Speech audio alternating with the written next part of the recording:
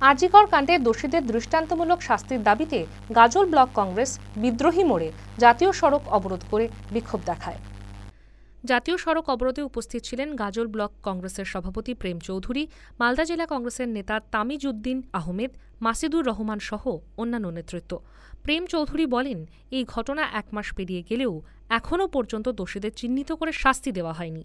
দ্রুত দোষীদের চিহ্নিত করে দোষীদের ফাঁসি দিতে হবে। এদিকে অবরোধের খবর পেয়ে ছুটে আসেন গাজল থানার পুলিশ। কিছুদিন হয়ে গেল আরজিকরের এক বোন, তিনি তার কর্মজীবন শুরু হতে এবং মানুষকে পরিষেবা দেওয়ার জন্য তিনি একটি সরকারি কলেজে তিনি পড়াশোনা করতে গিয়ে তিনি সেখানে প্রথমে ধর্ষিত হলো, তারপরে তাকে মেরে ফেলা হলো।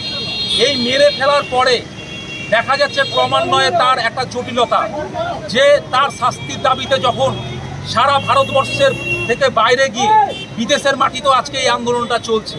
তাই আজকে আমরা সুস্থ স্বাভাবিকভাবে গাজল ব্লক কংগ্রেস কমিটি জেলা কংগ্রেসের নির্দেশ অনুযায়ী আজকে আমরা 4টার পরে গাজলের প্রাণকেন্দ্র বিদ্রোহী মোড়ে আমরা শান্তি শৃঙ্খলাভাবে আমরা মহিলাদের উপস্থিতিতে আজকে আমরা তিলোত্তমার বিচারের দাবিতে আমরা এখানে পথ অবরোধ করেছিলাম।